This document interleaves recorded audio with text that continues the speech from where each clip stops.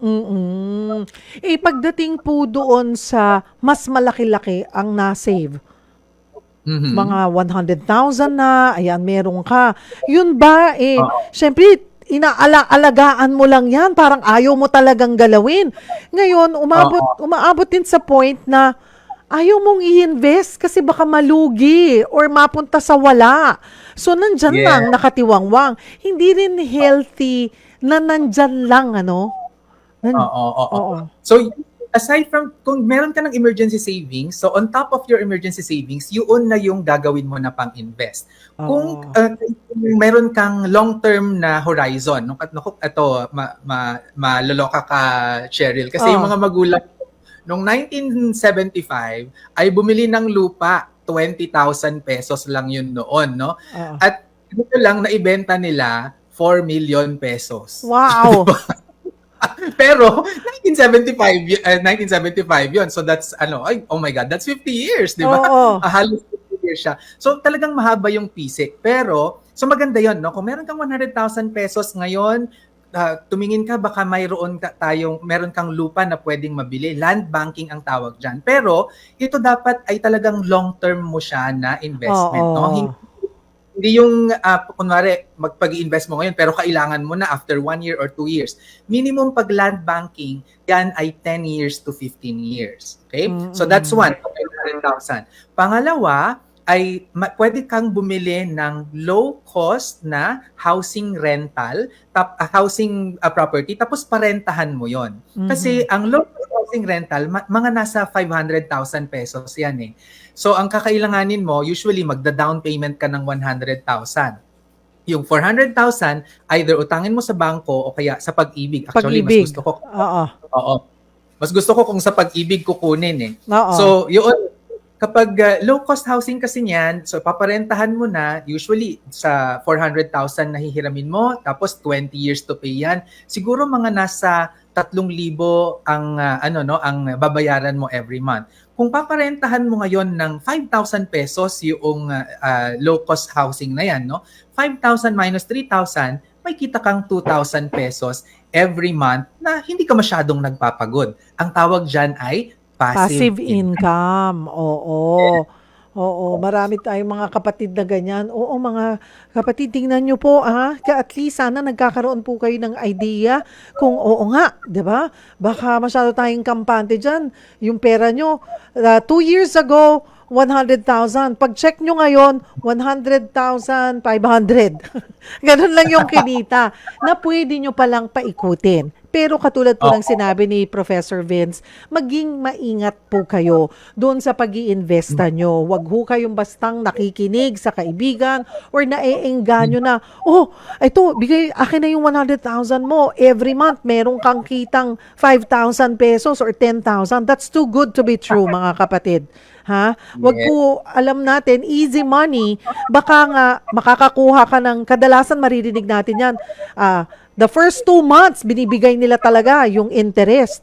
After no, Oo. ng mga susunod, wala na, hindi mo na makita.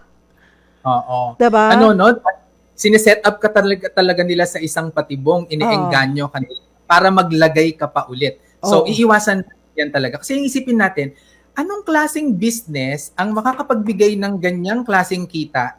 Binabayaran ka pala niya. Oo. Kapalang niya.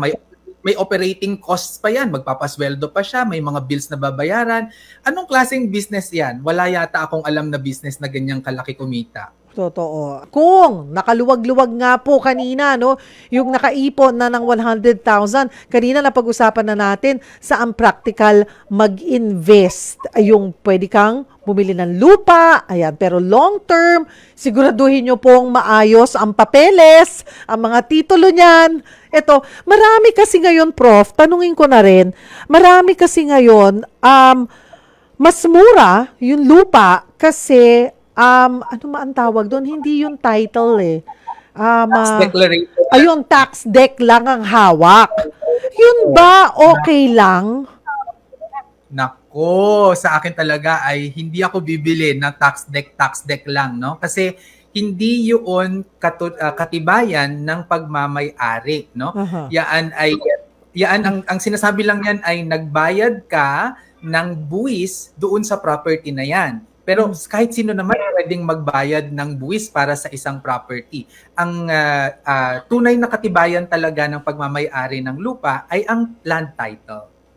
So, ganun na lang po, make sure. Okay, kung hindi investment ang hanap or yung, kung gusto naman magsimula ng negosyo, ayan, magkumuha ng, advisable ba itong kumuha mag-franchise? Ano ba yung mga industry na patok? Ano ba yung mabibigay mong tip para mapalago, maging negosyo ang isang, yung naipon na pera?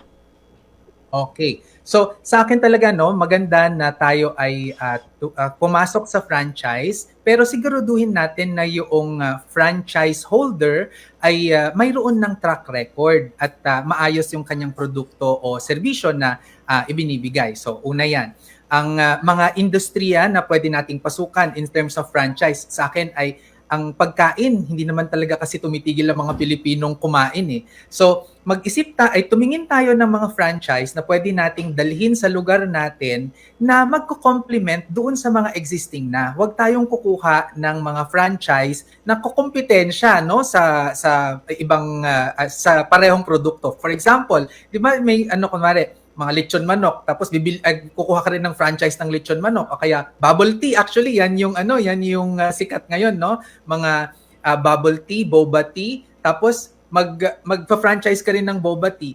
Gaya-gaya. So, wag tayong kukuha ng mga franchise na lalabas tayo ay gaya-gaya. Dapat aralin natin ano ba yung magko-complement na produkto doon sa lugar natin. Ano yung wala pa? Ano yung pangangailangan pa? So, pwedeng pagkain yan. Pero ang isa na nakikita ko din na pwedeng maging patok ngayong 2024 na negosyo o kaya franchise, something that has to do with repairs. Yung mga mga inaayos, no? Kasi ang taas ng inflation ngayon eh.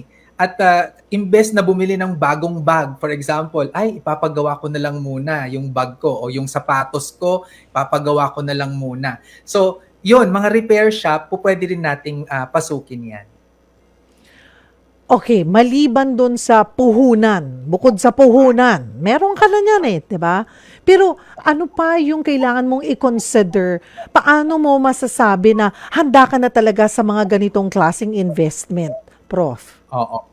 So, ang unang-una talaga is kailangan mong magkaroon ng karagdagang kaalaman sa kung ano man yung pinapasok mong negosyo o kaya investment. Hindi po pwede yung naglagay ka na ng pera mo, hindi mo pala alam kung ano yung terms and condition ng pinapasok mo. No? Kasi marami akong ganyan na parang, sir, nakapagbigay na ako ng ganitong amount kaso hindi ko pala alam na ito pala yung terms and conditions niya. No? Nakapag-withdraw ko pala ay kalahati lang ang makukuha ko. So dapat binabasa natin yung tinatawag na fine prints, no? Yung mga maliliit na letra doon sa pinapasok natin na negosyo o kaya na investment.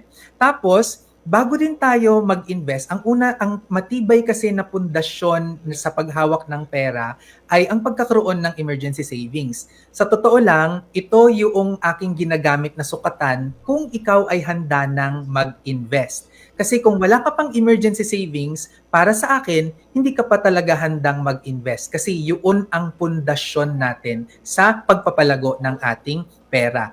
Tapos, uunahin muna natin ang ating mga government programs, no? Yan ang siguraduhin natin, naka-maximum na tayo sa ating SSS contributions, may pag-ibig tayo, may PhilHealth tayo, bago pa tayo mag-isip ng ibang investments.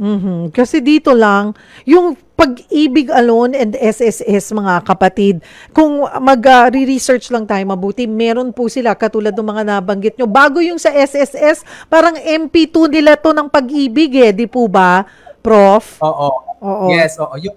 Yung WIS Plus ng SSS, parang yan yung pag-ibig MP2. Oo.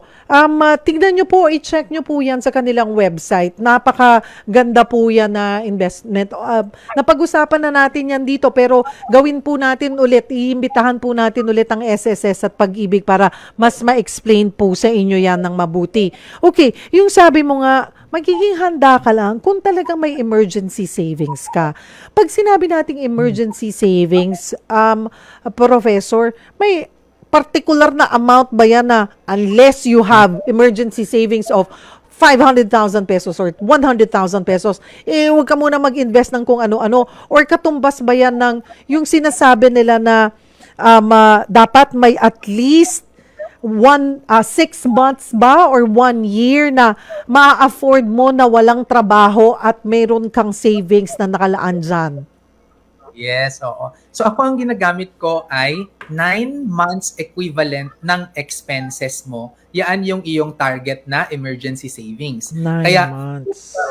kung mas matipid ka, mas kakaunti yung emergency savings na kakailanganin mo kasi kaunti lang yung kailangan mo sakaling mawalan ka ng trabaho ay kaya mo namang pagkasyahin yon, no?